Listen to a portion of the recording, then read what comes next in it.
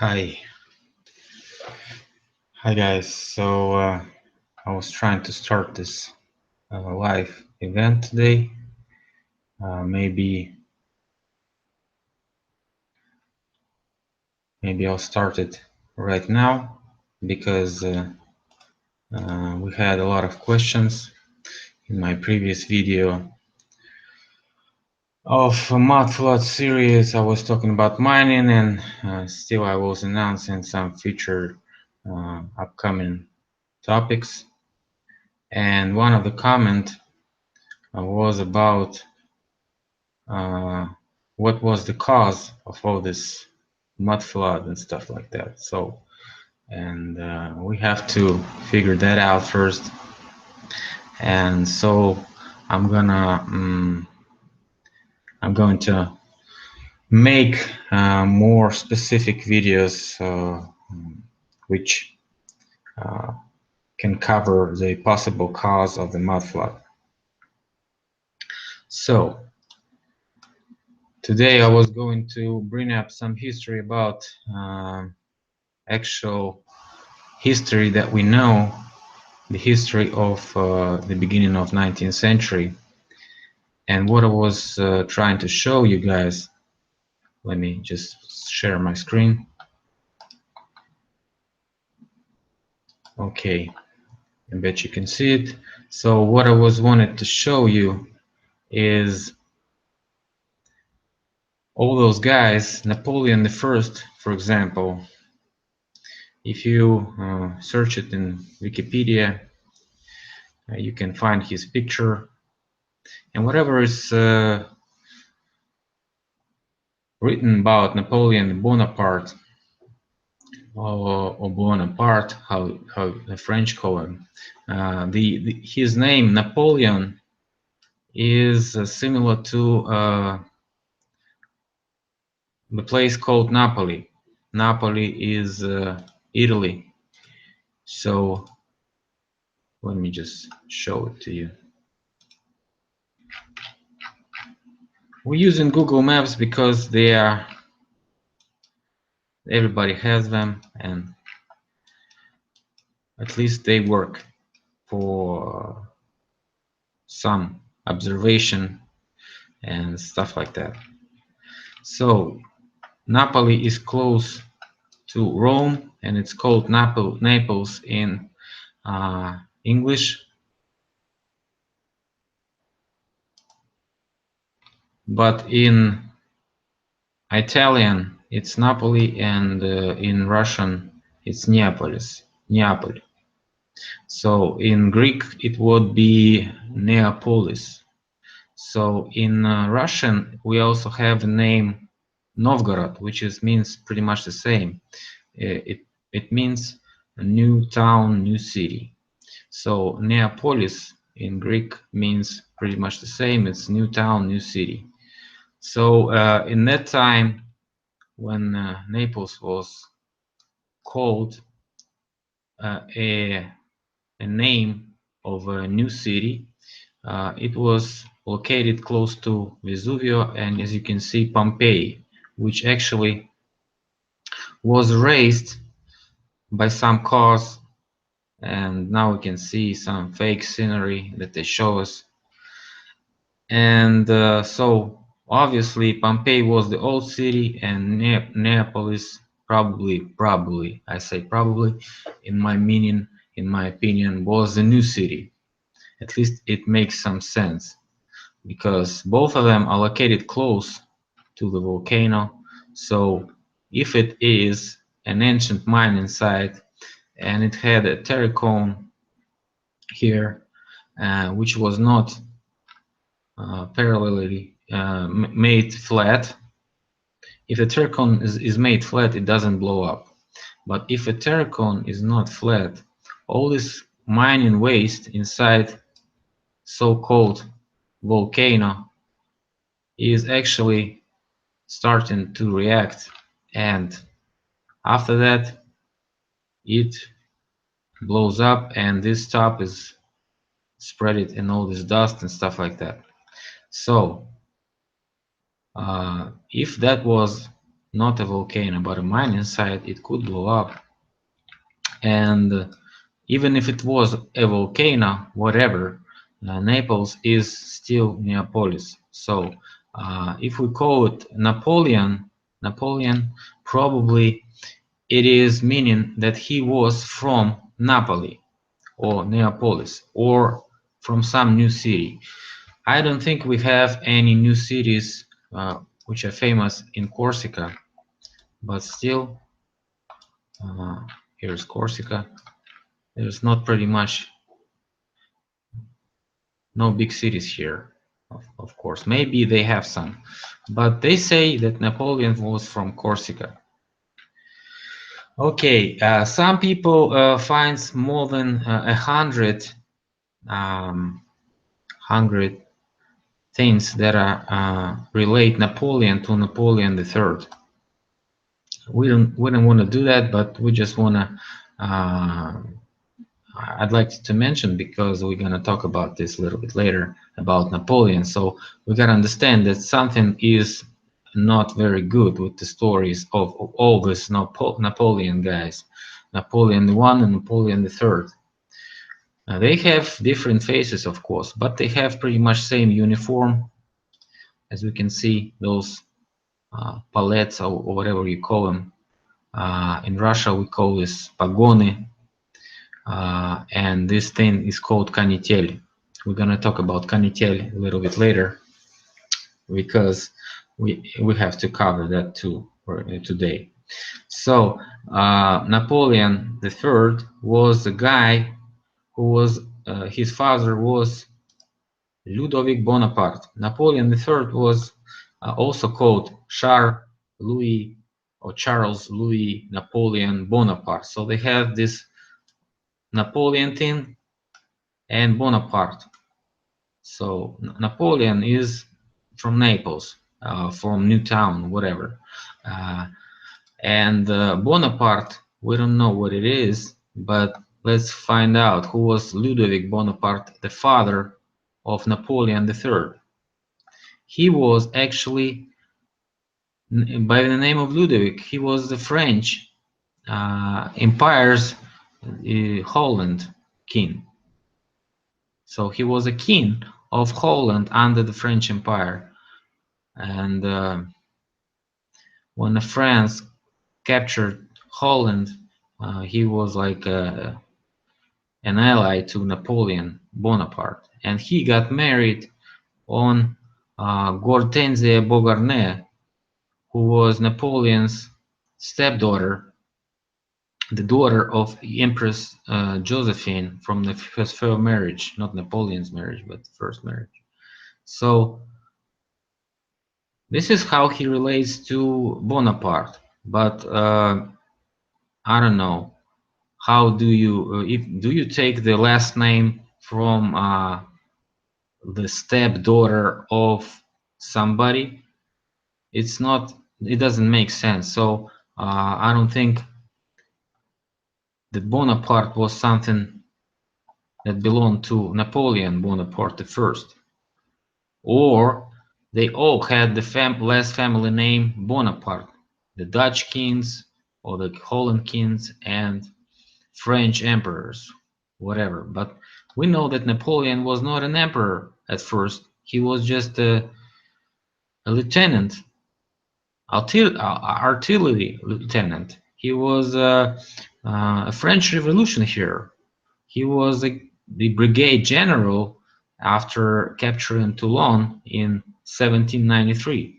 And then he got the division general and stuff like that. Then he got the head of Italian army. This is why I relate him to Napoli, because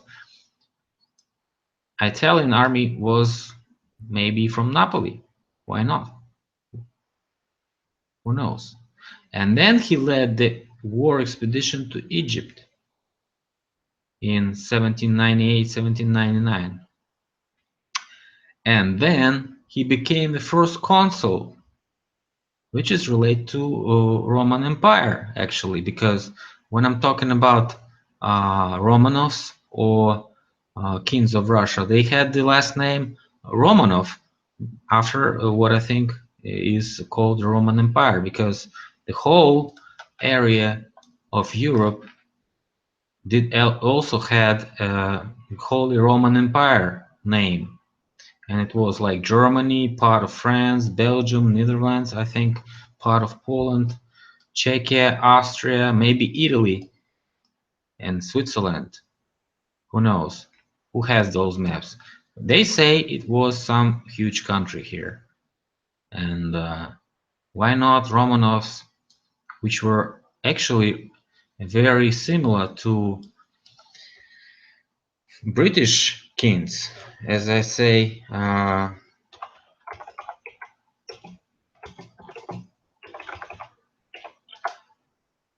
Those are great pictures of Russian king or Russian Emperor Romanov and the British king George, and they look pretty much the same. So they all had same relatives. If you talk about Romanovs, you talk about some dynasty which is also spread in all those European countries like Austria, which uh, might be a part of a Roman Empire. So that's why we talk about this, and we try to figure that out, because it's very important to understand what the last names really mean. So if he was the first consul of Roman Empire, because they may be misleading us, telling that the Roman Empire was actually in before the Christ mainly, and then it got destroyed by barbarian hordes. Who knows? What are they meaning by those barbarian hordes? Because what I know is all this place is Scythian lands, all this place is Aryan lands. So what are the barbarians here? Those guys who make this stuff like this is barbarian. It's not barbarian, it's very, very technological procedures. And those guys, Scythian guys, they made this amusing stuff, amazing stuff, I don't know. And here is Griffon, what I was talking about in my previous videos. This stuff is amazing. Check it by yourself and you understand that those guys were not barbarians. They were pretty technological, just as German guys, just as whoever. Roman guys were barbarians, if we really understand, because they were not Christians, and Christians call barbarian everybody who is not a Christian belief. And that was before your country was actually Christianized. Everyone was a pagan and barbarian in the language of Christian popes and stuff like that. So you gotta understand that if this was a Roman Empire and it was a Holy Roman Empire, why not this was the whole country? And that's why Napoleon captured all these Europe countries just like that. And then what did he do? He was in war with British Empire, so-called empire, maybe kingdom at that time.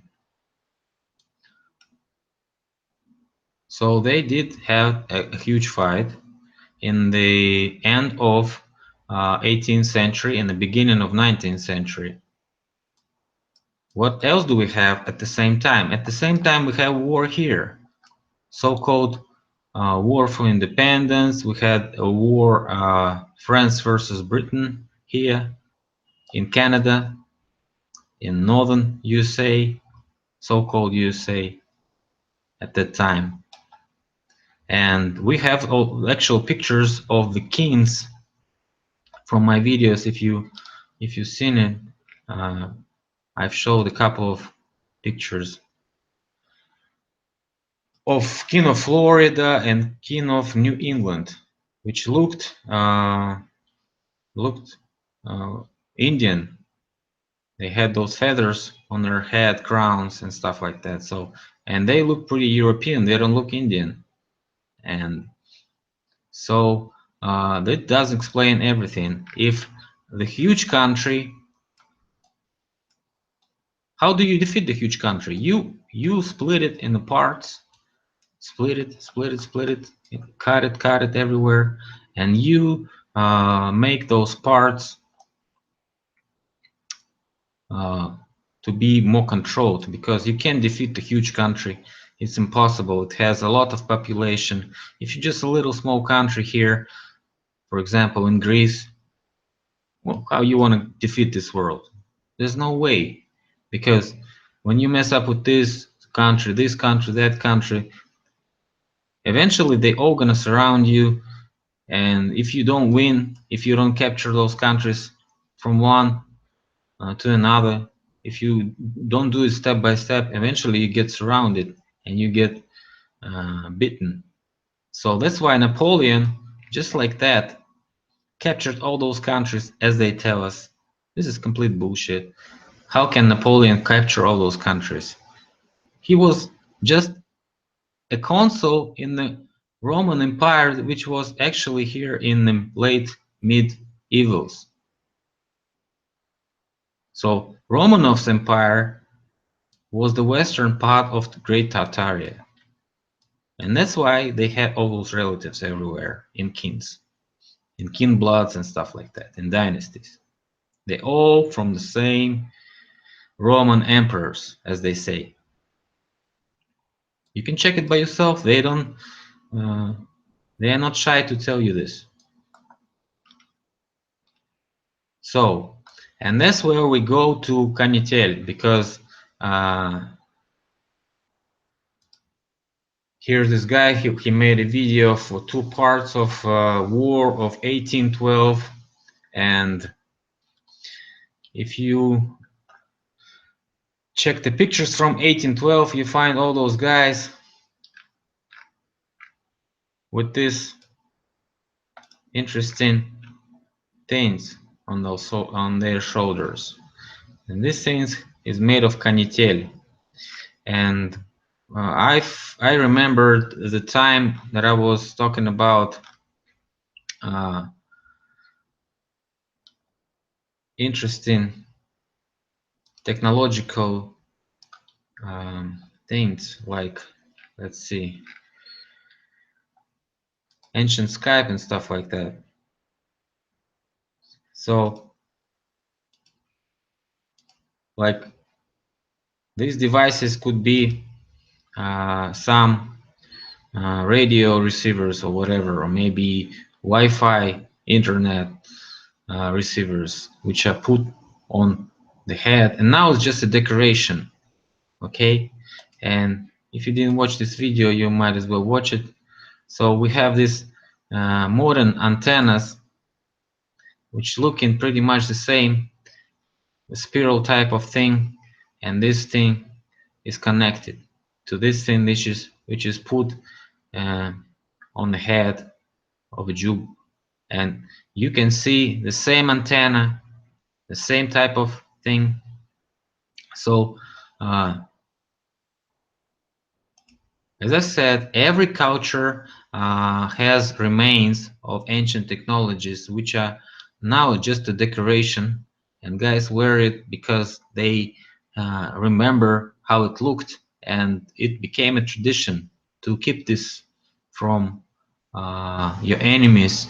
Keep this secret. You keep it in tradition. You keep it to the further generations, so they can reveal the hidden truth and make this technology to be available to their people, and so they can do it. Okay, and this Canitel was also the thing I was remembering, because we talked about Russian army guys who actually still use Canitel. They use it when they get out of the military service, and they put this fancy stuff on their jackets and march for a final time, so stuff like that. So, and even after retirement they wear these things with kanitiel sometimes, and it looks pretty funny. So in Russian, kanitiel also has a meaning that something boring, something hard to do, because to make this kanitiel thing and put it on your jacket is pretty hard, because you have to use needles and stuff, and it's going to be handmade, and this is pretty boring for a retired soldier, as you can see. But this kanitiel was actually supposed to be a device which was hooked to a system of ancient communication, military communication, and all those guys have those fancy stuff, which is not a fancy stuff. This might be something more interesting than we used to think. Or maybe it was last time when we used it, because we can only see them on the pictures actually, and we don't understand what this stuff is really was before they started it to wear like this, just like a fancy stuff. Before that, it could be a wired transmitter, something. So I can just find this article today because we don't have that much time. So we're gonna talk about this a little bit later, and when I find it, I'm gonna show it to you. But while we were talking about Napoleon, he was also wearing, all of them were wearing those fancy stuff, and so the uniform of Russians and French were pretty much the same. But right now they say that Russians were in green jackets and French were majorly in blue jackets, dark blue jackets. But we have some pictures, and this guy who made this video, he made a bunch of this research, so he shows us all those links. I'm gonna leave you some links from his research, and we won't fall very deep in this. His research says that something was wrong in this war, and all those documents that he found have some misunderstanding, because in fact Russian Emperor and Napoleon were friends, and they had everybody had those medals from each other. So this is pretty interesting, because even Napoleon Ludovic Bonaparte, the father of Napoleon III, he had this order of Saint Andrew, which was given from Russia in 27th of March 1808, and he has this Holy Alexander Nevsky medal and stuff like that. So he has two medals from Russia. The father of Napoleon III had two medals from Russia. Napoleon III was also strange, because just believe me, he was. You can check his history by yourself, and you can find out that somehow, some way, his history is also messed up. Starting with his last name, Bonaparte. How can he be Bonaparte? We don't know. But all these things lead us to one thing, that these two people probably were one person, or maybe they were different, but their history is messed up and copied from one another, maybe, because so many things that Napoleon I and Napoleon III did, and the same stuff was done around them with other personalities who surrounded Napoleon. So you can find this article, and if you don't, I'll leave you a link. It is in our group. Somebody posted it. We have so many stuff here. But whoever did post it, he's gonna repost it again, and we're gonna talk about those interesting things between Napoleon I and Napoleon I a little bit later. So what I'm trying to say is the history is very messed up, and this war in 1812 was actually occurring not only in Russia and between Russia and France and between Britain and France. It was occurring here in the United States, the War of 1812. It's also not the war that everybody wants to talk about, just like the War of 1812. And I'm gonna tell you why it is not very interesting for us. If we can see that the War of 1812 was between Britain and American states, which didn't have that much state at that time. We can see 15 states against Britain. So it was not 13, but already 15. So if you can, you have to understand that Britain fought France and United States of America at the same time. So France and United States were allies, definitely, because just the way it is in the wars of that time, you always have to support somebody to make an easy war, because he is fighting for you, and you rest and gather resources, and then you hit with your ally. You have more efficient victories and stuff like that. And also we have this war in between Russia and France. So we also see that Britain is fighting France, and so France was actually with United States.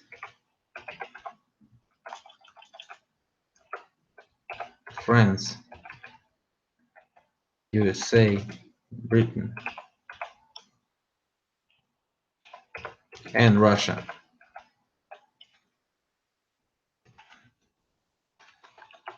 So 4 countries. Britain plus Russia against France plus USA. Can you imagine this? Can you imagine this type of war?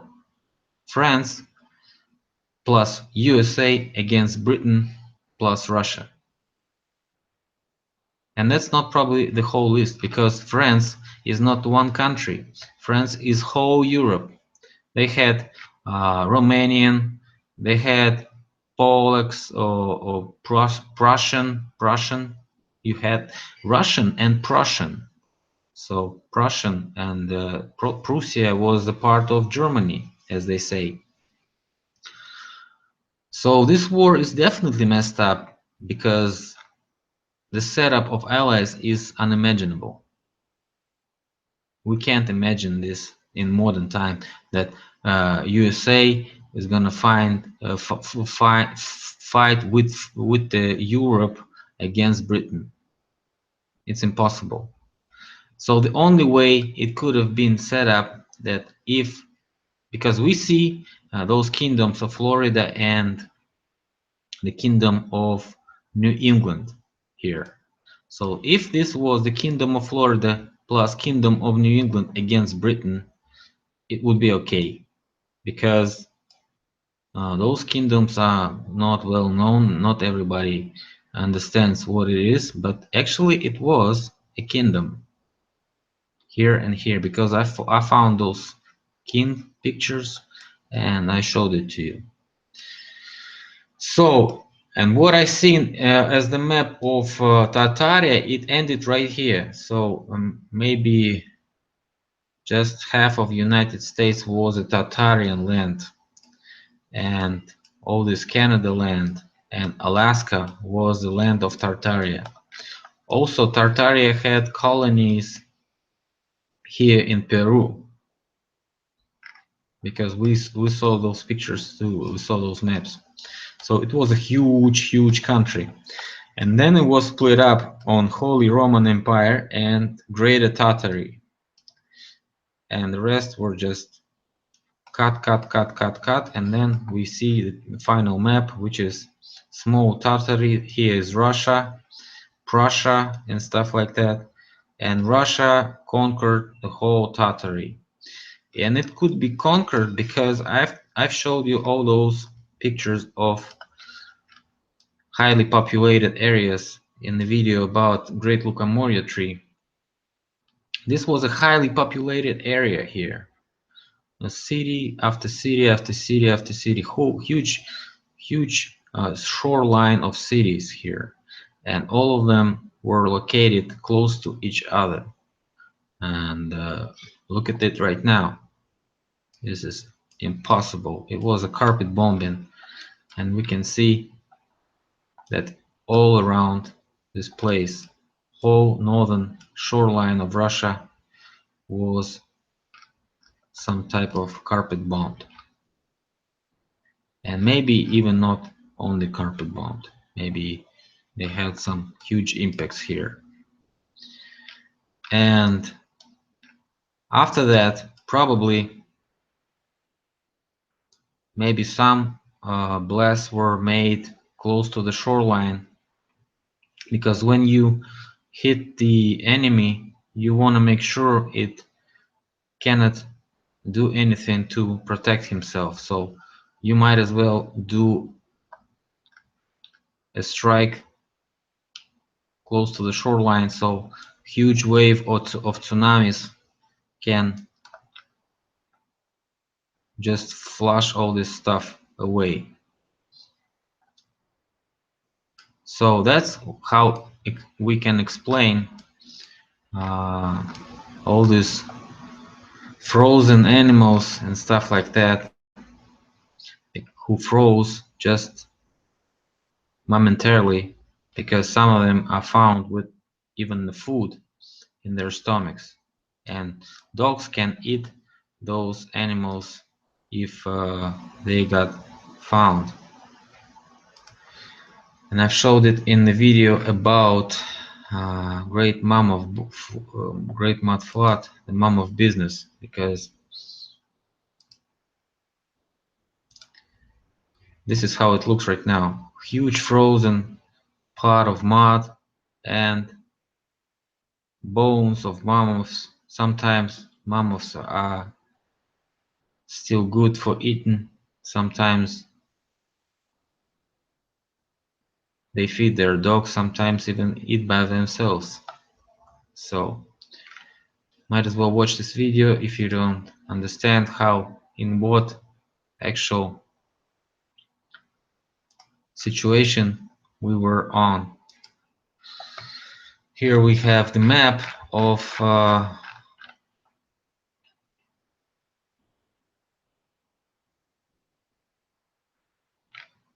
this actual situation. This is the tunnels that they have in those mud and ice. So this wave of mud was taken by the water tsunamis that were made from the shoreline of Arctic coast of Russia. So if you have an impact maybe close to the shoreline, you have a wave with the height of maybe 20 meters and stuff like that. So after it passes maybe 1,000 kilometers from the shoreline, it slows down and it pushes all this mud that it gathered, and it can actually cover all these areas. That's how we can explain the waves of mud that reached even Moscow, St. Petersburg, and all those cities of Russia here. That's the way they did it in Russia. Maybe The same thing was done in USA. We don't know because we don't have right now the maps of Canada, but we saw maps that show the Hudson Bay was different shape. It was different shape, and now look at it. It's more bigger than it was on the first maps of 17th and 16th centuries. We have the maps that show that Caspian Sea was this small, and look at it right now. We can see that some type of flow was coming from here, and this flow right now seen as Great Desert of Gobi. So this was actually some rains from here, and wave maybe passed through Kazakhstan and Uzbekistan. That's why we can see only deserts right now here. Here we see this frozen mud, and here we see deserts. So the wave could have passed all the way through Afghanistan here and to China this way through those mountains. So this was the possible reason, because this is the only way how can we explain buried cities here, everywhere, all those cities, iron sand. This is the only way we can explain bunch of sand here, here, and here, and all this mud here. Because if they bombed, they could have bombed first the huge country before it was Holy Roman Empire. It could have been the same as Tartary. We don't know the name of that country, but we can remember the name of Atlantis. At least that's the name of a trade union that they had, because cities of Atlantis are still somehow, somewhat, but they survived. We can see it in St. Petersburg. All those artifacts are still alive. We can see it in United States. And if you haven't watched those artifacts, look at this video called United Style of Atlantis. And so you guys have to understand that pretty much things had to be mentioned today. So what I was trying to say at first, I was saying, so this army was probably the same as this army, because they had pretty much the same uniform but different colors. So this is the army of actual conquerors. They conquered the territory of Greater Tartary, and eventually they destroyed it and erased the memory of this huge country that we had before, after Atlantis. Maybe it was a part of Atlantis trade union that we have a lot of proof of mining and stuff like that. So, and even trading was done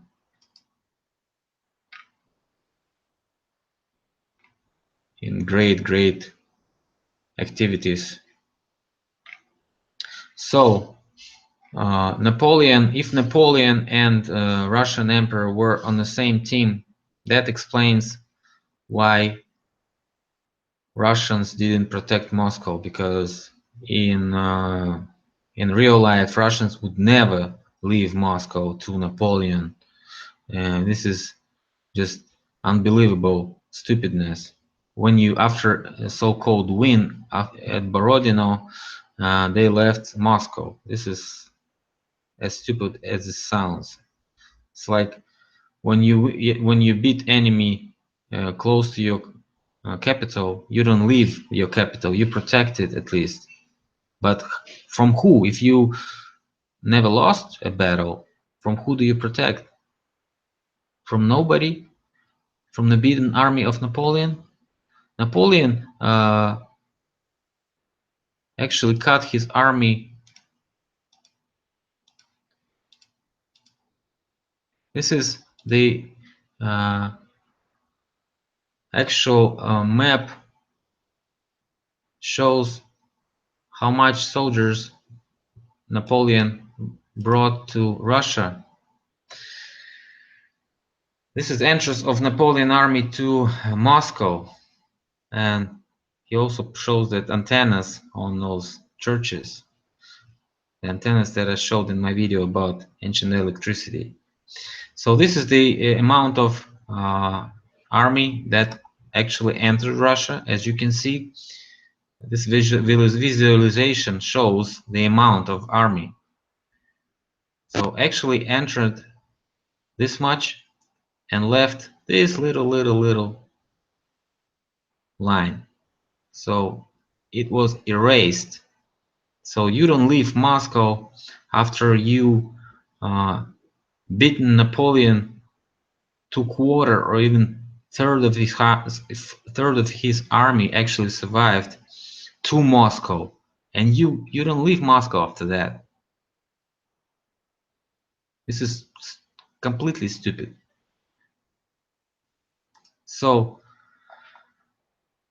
what I was trying to say is that after you leave your Moscow to Napoleon, he robs it, and then he leaves Moscow because of Great Fire, so-called Great Fire, and we have many evidence that something strange happened at that time. It was not just a fire; it was something more crazy. Somebody thinks it was a strike by some, I don't know what, maybe ancient force or maybe protection system that still were working after the fall of Atlantis. But Napoleon escaped from Moscow, and most of his army just disappeared, and they all died. And they say they died from freezing temperature. So just imagine if you go on a war in this type of ammunition, and you gotta understand that soon it's gonna be autumn, as soon it's gonna be winter. So you have to keep yourself some warm clothes. I don't think you were stupid enough not to understand that you have to have warm clothes. And what they show us is that Napoleon army were stupid and didn't bring the warm clothes, and they were like freezing to death when the Russian freezing temperature started hitting low degrees in the end of November 1812. And so this is totally impossible for my meaning. I think they were struck in Moscow by some weapon maybe, and they left Moscow because they were completely disoriented, and most of them actually just died after the strike. That's how you can explain the surrounding of Moscow by the beaten army, because it wasn't beaten, it was full. So they entered the Moscow with full army, and then they got hit by some weapon, and they escaped Moscow because it was pretty strange, because they never messed with something like this. They never saw this kind of weaponry, and they said it was just a fire. What kind of fire it could be? Nobody could have shut down this fire for many days. It couldn't be set up this way, so the whole city made of stone can be burned like this. It's some kind of Greek fire, some nuclear strike, I don't know. Whatever you name it, it's strange. So most of the Napoleon army died probably by some disease which were gathered by the strike. So maybe it was some radiation, I don't know. Who knows? Who knows? But the signs and the diagnosis that some people write in their notebooks, some of them French officers, prove that something strange was to them, because horses died, uh, people were puking and stuff like that. So that might be radiation. Why not? So the reason I'm so serious about the time because it was a global war of somebody who, as this guy shows us, somebody who was not looking and, let's say,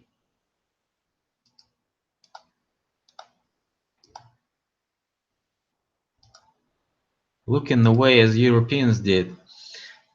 This is the picture of Napoleon and Russian Tsar, so-called before the war. Before the war, they were friends, as they say. They even wrote each other letters in the war, while the war was on, because he was not a commander, he was emperor, and he was actually a field commander, and he was Napoleon.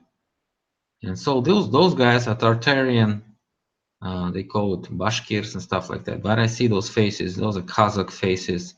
Those are Tartarian faces. Look at their weaponry. They had those old-style weaponry, no guns. They had arch and stuff like that. So they have spikes. They have swords. And those guys had uh, spades and stuff like that. So this is the same picture, but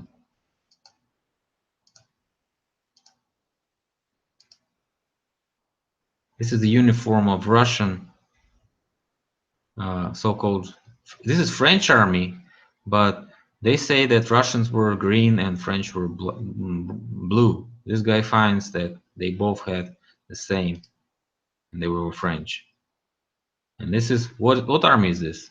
And they say it's Russian army, but it's not. It's French army.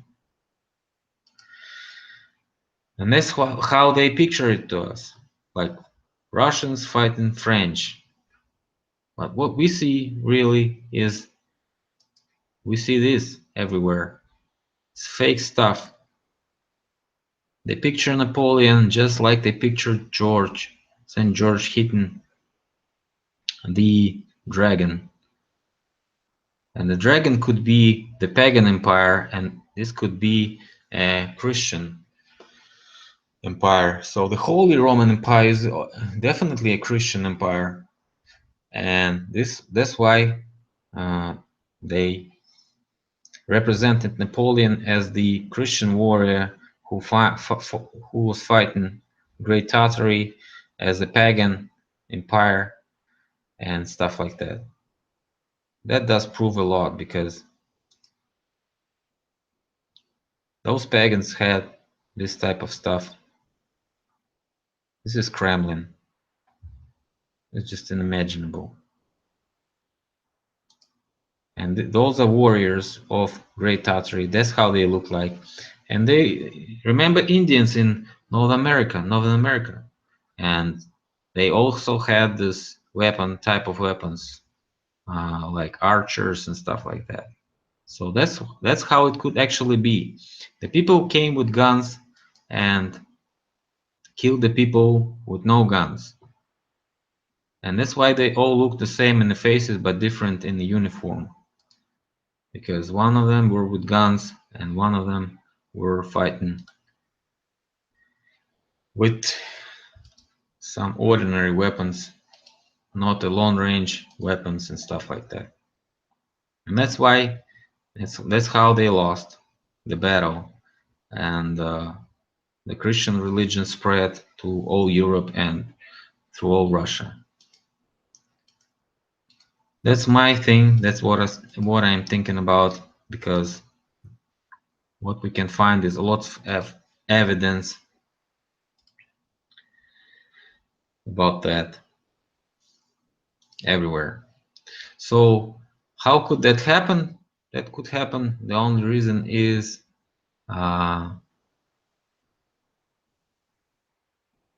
after they actually did it, they started to erasing the history, and they just can't tell the people the truth.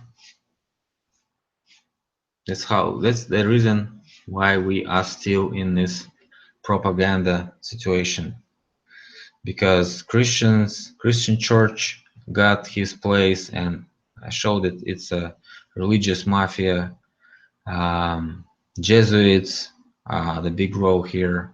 Roman Pope is a big role. We're gonna talk about Vatican pretty soon because Vatican is fake too. It was made in 19th century and stuff like that. So let's see.